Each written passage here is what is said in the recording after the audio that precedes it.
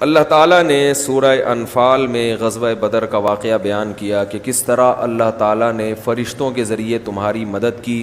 اور ایک بہت اہم اللہ نے حکم بیان کیا، یا ایھا الذین آمنوا اذا لقیتم الذین کفروا زحفا، جب میدان جنگ میں تمہاری کافروں سے لڑائی ہوا کرے، فلا تولوہم الادبار، تو پیٹھ پھیر کے مت بھاگا کرو۔ خاص طور پر یہ آیات جو ہمارے فوجی جوان ہیں، جو میدان جنگ میں ہوتے ہیں، محاذوں پہ لڑتے ہیں، یا کسی بھی اسلامی ملک کی جو آرمی ہے، کسی بھی اسلامی ملک کا دفاع کرنے والی جو فوج ہے، میں سمجھتا ہوں کہ ان آیات کو ان کے نصاب میں شامل ہونا چاہیے، اور جو لوگ بھی اپنی سرحدوں کی حفاظت کے لیے لڑیں گے عوام میں بھی، تو وہ تمام اس حکم میں داخل ہے، کیونکہ جب جنگ ہوتی ہے تو پبلک بھی جاتی ہے، جوان لوگ بھی جاتے ہیں لڑنے کے لیے، تو اللہ تعالیٰ نے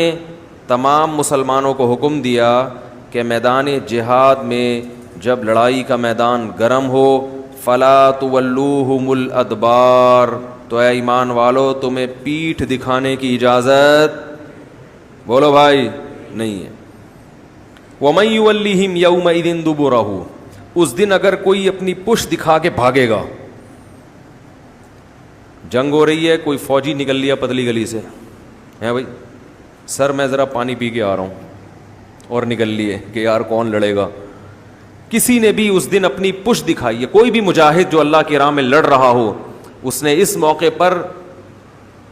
بھاگا، میدان جنگ چھوڑ کر، اپنے ساتھیوں کو چھوڑ کر بھاگا، الا متحرفا لقتال، ہاں اگر اس کی نیت تھی لڑائی کے لیے اپنے آپ کو تیار کرنا، جیسے کوئی تھکتا ہے تو پیچھے پلٹتا ہے تاکہ میں تھوڑا ریسٹ کر کے دوبارہ جاؤں جنگ میں، یہ نیت ہو، او متحیزا الی فئۃ، یا کوئی اپنے ساتھیوں سے بچھڑ گیا ہو، اکیلا رہ گیا ہو، اور اکیلا آدمی میدان جنگ میں کچھ نہیں کر سکتا، تو اس کی نیت پیچھے بھاگنے سے کیا ہو کہ اپنے ساتھیوں کے ساتھ مل جاؤں میں، کیونکہ گروپ کی شکل میں لڑائی ہوتی ہے نا، میں اکیلا ہو گیا ہوں تو اس لیے پیچھے بھاگ رہا ہے تاکہ اپنے ساتھیوں کے ساتھ میں ان کی جماعت میں شامل ہو جاؤں، تو اس نیت سے اگر پیچھے ہٹتا ہے تو ٹھیک ہے، لیکن اگر اس نیت کے بغیر جان بچانے کے لیے بزدلی کی وجہ سے میدان جہاد سے بھاگا، فقط باء بغضب من اللہ، تو یاد رکھو اللہ کے غضب کو لے کے لوٹ رہا ہے وہ، جب وہ پیچھے آ رہا ہے تو اللہ کا غضب بھی اس کے ساتھ ہے، ومأواہ جہنم، اور اس کا ٹھکانہ جہنم ہے، وبئس المصیر، اور بہت برا ٹھکانہ ہے۔ اس حال میں اگر موت واقع ہو گئی تو یہ موت بدترین موت، جیسے شہادت کی موت سب سے افضل ترین موت ہے اسلام میں، تو اسی طرح پیٹھ پھیر کے بھاگتے ہوئے جو موت آئے گی وہ سب سے بری موت ہے، اس سے بہتر تھا کہ جاتا ہی نہ۔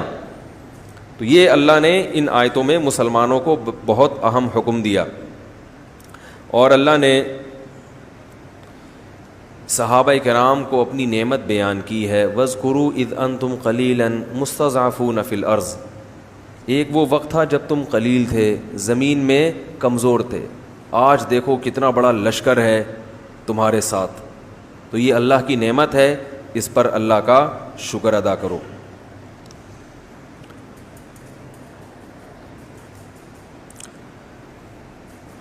اس میں اللہ تعالیٰ نے مال غنیمت کے احکام بھی بیان کیے ہیں، جب لڑائی ہوتی ہے تو دشمن کا مال بھی ہاتھ میں آتا ہے، تو جب کسی اسلامی ملک کی غیر مسلم ریاست سے لڑائی ہوگی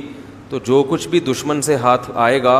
تو وہ کسی بھی مجاہد کو اپنی جیب میں ڈالنے کی اجازت نہیں ہے، اس پہ غنیمت کے احکام جاری ہوں گے۔ فَأَنَّ لِلَّهِ خُمُسَهُ وَلِلرَّسُولِ، اللہ اس کے رسول کے لیے پانچواں حصہ، تو جب اللہ اس کے رسول کا نام لیا جاتا ہے تو مراد اس سے ہوتا ہے غربا اور مساکین کے لیے، تو وہ اللہ اس کے رسول کی طرف نسبت کر دیتے ہیں کہ یہ اللہ اس کے رسول کا ہے، تو مراد کیا ہوتا ہے؟ غربا اور مساکین۔ تو وہ غنیمت کے تفصیلی احکام وہ میں بتاؤں گا تو بہت ٹائم ہو جائے گا، تو مال غنیمت کا بھی تقسیم کا بھی شریعت نے ایک طریقہ بیان کیا ہے۔ پھر اللہ نے فرمایا، یا ایھا الذین آمنوا، اے ایمان والو، اذا لقیتم فئۃ، جب تمہاری ملاقات ہوا کرے کسی جماعت سے۔ اب دیکھو اللہ تعالیٰ کیسے الفاظ استعمال کر رہے ہیں، ملاقات، حالانکہ ملاقات تو ہوتی ہے اور بھائی کیا حال ہے، السلام علیکم، طبیعت ٹھیک ٹھنڈی والان خادے ٹول جوڑ توڑ سنگے مڑور، یہ ہوتی ہے ملاقات، لیکن یہاں کیا مراد ہے؟ کیا ہو گیا؟ میدان جنگ میں دشمن سے، اس کو بھی اللہ نے ملاقات سے تعبیر کی ہے. جیسے ہم کسی کو بڑے دھمکی دیتے ہیں نا، کہتے ہیں اچھا ٹھیک ہے کل انشاءاللہ آپ سے رنگ میں ملاقات ہوگی، تو وہ ملاقات وہ والی نہیں ہوتی جو عید بقرعید پہ ہوتی ہے. یہ بھی ایک قرآن کی بلاغت ہے کہ ہمارے لیے یہ جنگ ایسے ہے جیسے ملاقات ہو رہی ہے. چلو جی یہاں نہیں تو بارڈر پہ ملتے ہیں چل کے. یہاں ہم تمیز سے مذاکرات کی میز پہ بات کرنا چاہ رہے تھے، تم یہاں آئے نہیں تو بارڈر پہ کچھ ہیلو ہائے ہو جائے، سمجھ رہے ہیں؟ بارڈر پہ کیا ہو جائے؟ ہیلو ہائے ہو جائے، کچھ ملاقات ہو جائے. تو اللہ فرماتے ہیں کہ جب تمہاری ملاقات ہو کسی جماعت سے، یعنی جنگ ہو جائے، فَاثْبُتُوا، تو ثابت قدمی دکھاؤ، وَاذْكُرُوا اللَّهَ كَثِيرًا، اور اللہ کا ذکر کثرت سے کرو. میدان جہاد میں ذکر کی اہمیت عام حالات سے زیادہ ہے. یہ جو نعرہ تکبیر لگایا جاتا ہے میدان جنگ میں، اللہ اکبر، اس کی بھی کثرت کرنی چاہیے، اور ویسے بھی چلتے پھرتے اللہ کا ذکر کثرت سے کرنا چاہیے. اور یہ بھی اللہ نے حکم دیا کہ لا تنازعوا، آپس میں اختلاف مت کرو، فتفشلوا، اس سے تم بکھر جاؤ گے، وتذهب ريحكم، تمہاری قوت ٹوٹ جائے گی. تو اگر کسی ملک سے تمہاری لڑائی ہو رہی تو پوری قوم کو ایک پلیٹ فارم پہ جمع ہو جانا چاہیے، اس میں سارے اختلافات کو بولو بھائی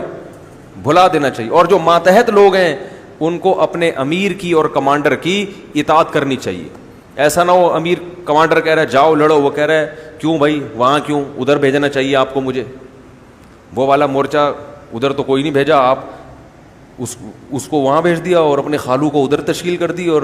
جو ہے نا میں چونکہ غیر ہوں تو مجھے ادھر ٹرانسفر کر رہے ہو میرا. یہ چیزیں نہیں، یہ بھی ہوتا ہے نا سب کچھ. تو سمجھ رہے ہیں؟ اللہ فرماتے ہیں اطاعت کرنی ہے. اگر تم نے اطاعت نہیں کی تو تمہاری ہوا اکھڑ جائے گی، یعنی تمہاری طاقت اور قوت برباد ہو جائے گی.